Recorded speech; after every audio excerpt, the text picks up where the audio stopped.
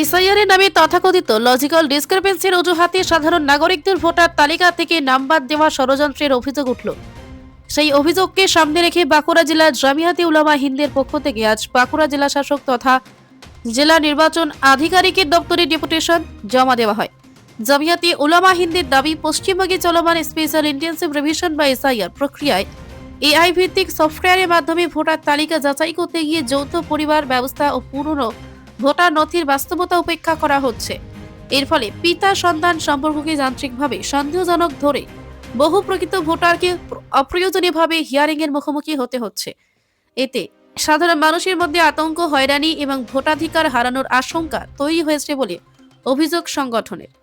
ডেপুটেশনের মাধ্যমে জেলা নির্বাচন আধিকারিকের কাছে জামিয়াতে উলামা হিন্দের দাবি, ভোটার যাচাই প্রক্রিয়ায় মানবিক যাচাই বাধ্যতামূলক করতে হবে, গ্রহণযোগ্য নথির স্পষ্ট নির্দেশিকা জারি করতে হবে এবং সফটওয়্যার জনিত ত্রুটি অবিলম্বে সংশোধন করতে হবে।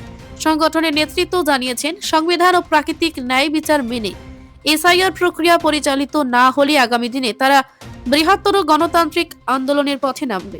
আমরা সমস্ত তথ্য তুলে ধরেছিলাম। আমরা উল্লেখ করেছিলাম যে ইলেকশন কমিশন বা সুপ্রিম কোর্ট থেকে অনেক সময় আমরা দেখেছি বাবরি মসজিদ ধ্বংসের সময় তখন প্রথমে রায় দিয়েছিল যে বাবরি মসজিদ মসজিদের জায়গায় থাকবে, মন্দির মন্দিরের জায়গায় থাকবে, কিন্তু তারপরে আবার মোট ঘুরিয়ে সামান্য ইস্যুর এর ভিত্তিতে, বিশ্বাসের ভিত্তিতে বাবরি মসজিদকে শহীদ করা হয়েছিল। তো সেই রকম এখন ইলেকশন কমিশন কখনো বলছেন যে অ্যাডমিট বাতিল, আবার কখনো অ্যাডমিট পারমিশন দিলেন, আবার বাতিল করলেন, আবার এখন কালকে বলছে অ্যাডমিট চলবে। এই ধরনের খামখেয়ালিপনাকে আমরা বিশ্বাস করতে পারছি না। তো তখন এডিএম সাহেব আশ্বস্ত করেছেন। আর আমরা যে সমস্ত ইয়েদের তুলে ধরেছি যে স্যার ভুলগুলো, যেমন MOHD full stop Mohammad, MO Mohammad, আবার MH সেটাও মোহাম্মদ, MD ফুল স্টপ সেটাও মোহাম্মদ। তো সব ক্ষেত্রেই মোহাম্মদ যখন হয়, এআই যখন হচ্ছে, এত এত মানুষের যখন লজিক্যাল ডিপ্রেসি থেকে কাগজ ঠিক করা হচ্ছে, তখন সেটা একসাথে এআই মাধ্যমে করতে গিয়ে এটা লজিক্যাল ডিসক্রিমিনেন্সি, এটাই তো ডিসক্রিমিনেন্সি হচ্ছে। তো এই তথ্য তুলে ধরেছি। তুলে ধরার পরে এডিএম সাহেব আমাদের আশ্বস্ত করেছেন যে ওই ভুলগুলো, সামান্যতম ন্যূনতম ভুল যাদের হবে তাদের হিয়ারিং এ ডাকা হবে না, বরঞ্চ যাদের আপনার হিয়ারিং এর কাগজ, এনুমারেশন ফর্ম, সেগুলো জমা দিলেই হবে।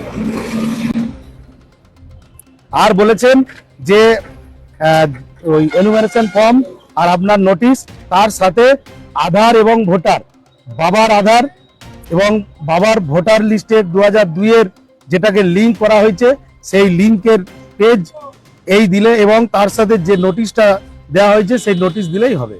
একদম উনি বলেছেন বৈধ ভোটার একদম বাদ যাবেন না। উনি আনম্যাপ ভোটারের কথা তুলতে গেছিলেন। আমি বলেছি যে স্যার আমরা এতক্ষণ কথা বলেছি, কোনো জায়গায় যদি আনম্যাপের কথা বলেছি আপনি বলতে পারবেন না। উনি স্বীকার করেছেন যে আপনারা আনম্যাপ ভোটার মানে অবৈধ ভোটারের কথা উল্লেখ করেননি, আপনারা বৈধ ভোটারের কথা উল্লেখ করেছেন। আমরা বৈধ ভোটার একটা মানুষেরও বাদ বাঁকুড়া তথা সারা পশ্চিমবাংলা, সারা ভারতবর্ষের একজনও বৈধ ভোটার যাতে না বাদ যায়, তার অ্যাসুরেন্স করতে হবে, নিশ্চিতকরণ করতে হবে। উনি 99.99% অ্যাসুরেন্স দিয়েছেন। এই নিয়ে বাঁকুড়া জেলা শাসককে আমরা সবাই মিলে ধন্যবাদ জানাই যে উনি আমাদেরকে অত বড় একটা আশ্বাস দিয়েছেন যে বৈধ ভোটার, এবং পুলিশ প্রশাসন আমাদের এই সংগঠনে সুন্দরভাবে আমাদেরকে সহযোগিতা করেছে। তার জন্য আমরা এই ডেপুটেশন আজকে সুন্দরভাবে করতে পেরেছি।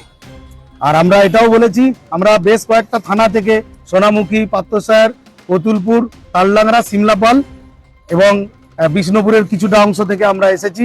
আগামী দিনে যদি কোনো অসঙ্গতি দেখি, ডিসক্রিমিনেন্সি যদি আপনাদের দেখি, অসঙ্গতি আপনাদের দেখি, তখন কিন্তু চরম আমরা সিদ্ধান্ত নিতে বাধ্য হব। পিস নিউজ বাংলা, সত্যের পক্ষে, শান্তির পথে।